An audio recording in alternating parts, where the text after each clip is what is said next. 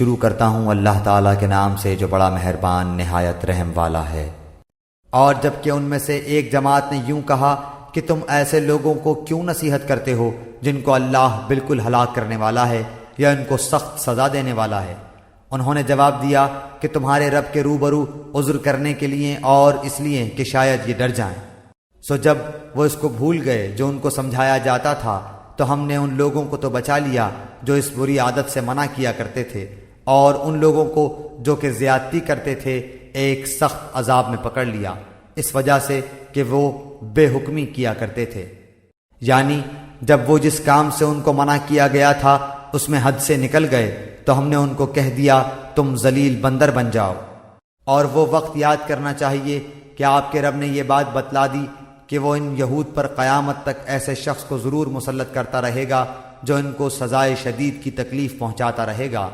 بلا شبہ آپ کا رب جلدی ہی سزا دے دیتا ہے، اور بلا شبہ وہ واقعی بڑی مغفرت اور بڑی رحمت والا ہے۔ اور ہم نے دنیا میں ان کی مختلف جماعتیں کر دیں، بعض ان میں نیک تھے اور بعض ان میں اور طرح تھے، اور ہم ان کو خوشحالیوں اور بدحالیوں سے آزماتے رہے کہ شاید باز آ جائیں۔ پھر ان کے بعد ایسے لوگ ان کے جانشین ہوئے کہ کتاب کو ان سے حاصل کیا، وہ اس دنیا فانی کا مال متاع لے لیتے ہیں اور کہتے ہیں کہ ہماری ضرور مغفرت ہو جائے گی، حالانکہ اگر ان کے پاس ویسا ہی مال متاع آنے لگے تو اس کو بھی لے لیں گے۔ کیا ان سے اس کتاب کے اس مضمون کا عہد نہیں لیا گیا کہ اللہ کی طرف بجز حق بات کے اور کسی بات کی نسبت نہ کریں؟ اور انہوں نے اس کتاب میں جو کچھ تھا اس کو پڑھ لیا، اور آخرت والا گھر ان لوگوں کے لیے بہتر ہے جو تقوی رکھتے ہیں۔ پھر کیا تم نہیں سمجھتے؟ اور جو لوگ کتاب کے پابند ہیں اور نماز کی پابندی کرتے ہیں، ہم ایسے لوگوں کا جو اپنی اصلاح کریں ثواب ضائع نہ کریں گے۔ اور وہ وقت بھی قابل ذکر ہے جب ہم نے پہاڑ کو اٹھا کر سائبان کی طرح ان کے اوپر معلق کر دیا، اور ان کو یقین ہو گیا کہ اب ان پر گرا، اور کہا کہ جو کتاب ہم نے تم کو دی ہے اسے مضبوطی کے ساتھ قبول کرو، اور یاد رکھو جو احکام اس میں ہیں اس سے توقع ہے کہ تم متقی بن جاؤ۔ اور جب آپ کے رب نے اولاد آدم کی پشت سے ان کی اولاد کو نکالا اور ان سے انہی کے متعلق اقرار لیا کہ کیا میں تمہارا رب نہیں ہوں، سب نے جواب دیا کیوں نہیں، ہم سب گواہ بنتے ہیں، تاکہ تم لوگ قیامت کے روز یوں نہ کہو کہ ہم تو اس سے محض بے خبر تھے، یا یوں کہو کہ پہلے پہلے شرک تو ہمارے بڑوں نے کیا اور ہم ان کے بعد ان کی نسل میں ہوئے، سو کیا ان غلط راہ والوں کے فعل پر تو ہم کو ہلاکت میں ڈال دے گا؟ ہم اسی طرح آیات کو صاف صاف بیان کرتے ہیں اور تاکہ وہ باز آ جائیں۔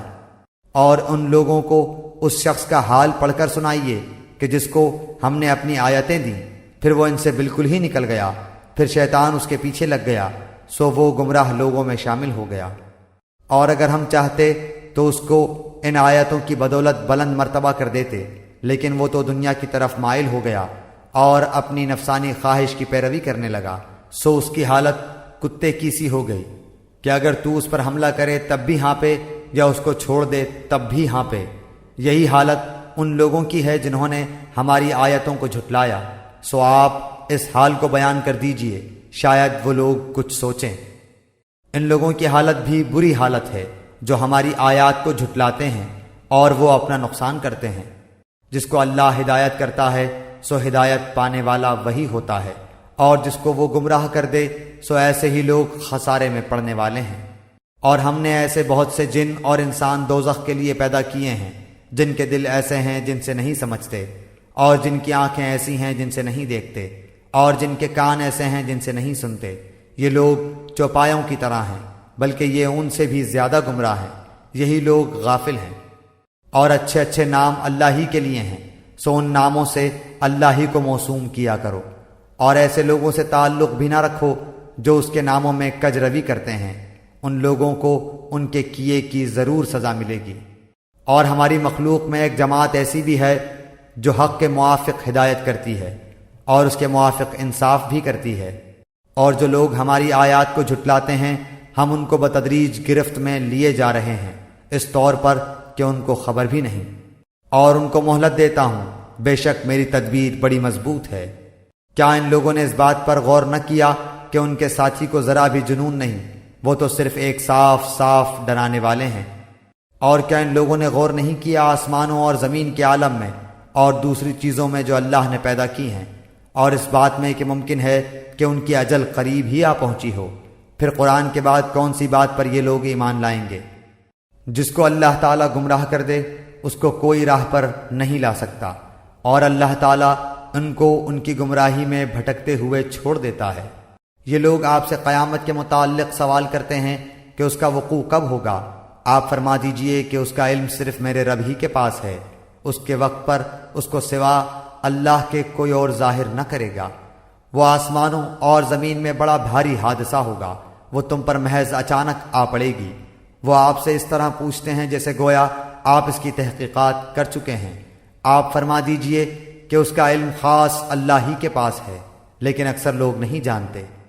آپ فرما دیجئے کہ میں خود اپنی ذات خاص کے لیے کسی نفع کا اختیار نہیں رکھتا اور نہ کسی ضرر کا، مگر اتنا ہی کہ جتنا اللہ نے چاہا ہو، اور اگر میں غیب کی باتیں جانتا ہوتا تو میں بہت سے منافع حاصل کر لیتا اور کوئی نقصان مجھ کو نہ پہنچتا۔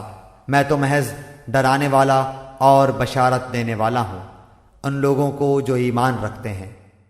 وہ اللہ تعالیٰ ایسا ہے جس نے تم کو ایک تن واحد سے پیدا کیا اور اسی سے اس کا جوڑا بنایا تاکہ وہ اس اپنے جوڑے سے انس حاصل کرے۔ پھر جب میاں بیوی سے قربت حاصل کی تو اس کو حمل رہ گیا ہلکا سا، سو وہ اس کو لیے ہوئے چلتی پھرتی رہی۔ پھر جب وہ بوجھل ہو گئی تو دونوں میاں بیوی اللہ سے جو ان کا مالک ہے دعا کرنے لگے کہ اگر تو نے ہم کو صحیح سالم اولاد دے دی تو ہم خوب شکر گزاری کریں گے۔ سو جب اللہ نے دونوں کو صحیح سالم اولاد دے دی تو اللہ کی دی ہوئی چیز میں وہ دونوں اللہ کے شریک قرار دینے لگے، سو اللہ پاک ہے ان کے شرک سے۔ کیا ایسوں کو شریک ٹھہراتے ہیں جو کسی چیز کو پیدا نہ کر سکیں اور وہ خود ہی پیدا کیے گئے ہوں، اور وہ ان کو کسی قسم کی مدد نہیں دے سکتے اور وہ خود بھی مدد نہیں کر سکتے۔ اگر تم ان کی کوئی بات بتلانے کو پکارو تو تمہارے کہنے پر نہ چلیں، تمہارے اعتبار سے دونوں امر برابر ہیں، خواہ تم ان کو پکارو یا تم خاموش رہو۔ واقعی تم اللہ کو چھوڑ کر جن کی عبادت کرتے ہو وہ بھی تم ہی جیسے بندے ہیں، سو تم ان کو پکارو، پھر ان کو چاہیے کہ تمہارا کہنا کر دیں اگر تم سچے ہو۔ کیا ان کے پاؤں ہیں جن سے وہ چلتے ہوں، یا ان کے ہاتھ ہیں جن سے وہ کسی چیز کو تھام سکیں، یا ان کی آنکھیں ہیں جن سے وہ دیکھتے ہوں، یا ان کے کان ہیں جن سے وہ سنتے ہوں؟